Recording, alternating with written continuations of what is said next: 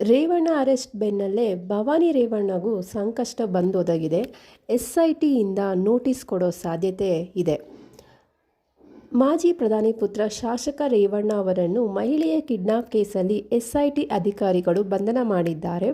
ಸದ್ಯ ರೇವಣ್ಣ ಅವರು CID ಕಚೇರಿಯಲ್ಲಿದ್ದು ಇಂದು judge ಮುಂದೆ SIT ತಂಡ ಹಾಜರುಪಡಿಸಲಿದೆ. ಇಂದು ಕೋರ್ಟ್ಗೆ ರಜೆ ಇರುವ ಕಾರಣ ರೇವಣ್ಣ ಅವರಿಗೆ ನ್ಯಾಯಾಂಗ ಬಂಧನ ಬಹುತೇಕ ಫಿಕ್ಸ್ ಎನ್ನಲಾಗಿದೆ.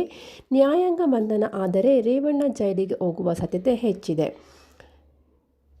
2 ಕೇಸ್ಗಳ ಸಂಬಂಧಪಟ್ಟಂತೆ SITಯ ವಿಚಾರಣೆಯನ್ನು ರೇವಣ್ಣ ಅವರಿಗೆ ನಡೆಯಲಿದೆ. ಇಂದು ಕೋರ್ಟ್ಗೆ ರಜೆ ಕಾರಣ ನಾಳೆ SIT ಅಧಿಕಾರಿಗಳು ಕೋರ್ಟ್ ಅನುಮತಿ ಪಡೆದು ಕಸ್ಟಡಿಗೆ ತೆಗೆದುಕೊಳ್ಳುವ ಸಾಧ್ಯತೆ ಇದ್ದು ಬಾಡಿ ವಾರೆಂಟ್ ಮೂಲಕ ಕಸ್ಟಡಿಗೆ ಪಡೆಯುವ ಅವಕಾಶವಿದೆ.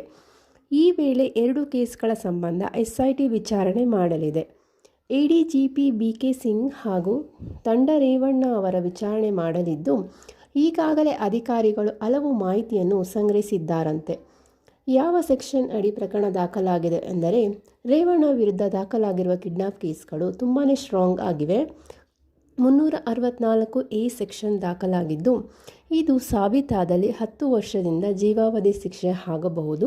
ಇನ್ನು ಸೆಕ್ಷನ್ 365ರ ಅಡಿಯಲ್ಲಿ ಅಪಹರಣ ಕೇಸ್ಗೆ ಸಂಬಂಧಪಟ್ಟಂತೆ 3 ರಿಂದ 7 ವರ್ಷ ಶಿಕ್ಷೆ ಅಥವಾ ದಂಡವನ್ನು ವಿಧಿಸಬಹುದು.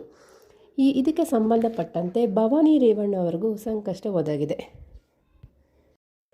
ಮಹಿಳೆ ಅಪಹರಣದ ಪ್ರಕರಣದಲ್ಲಿ ರೇವಣ್ಣ ಬಂಧನವಾದ ಬೆನ್ನಲ್ಲೇ ಅವರ ಪತ್ನಿ ಭವಾನಿಗೂ ಸಂಕಷ್ಟ ಎದುರಾಗುವ ಸಾಧ್ಯತೆ ಇದೆ.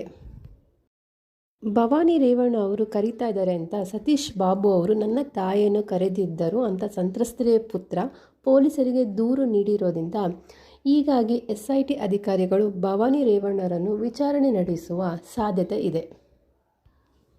ಇದೇ ರೀತಿಯ ಹೆಚ್ಚಿನ ಮಾಹಿತಿಗಳಿಗಾಗಿ ನಮ್ಮ ಚಾನಲ್ ಸಬ್ಸ್ಕ್ರೈಬ್ ಮಾಡಿ ಮತ್ತು ಸಪೋರ್ಟ್ ಮಾಡಿ. Thank you for watching.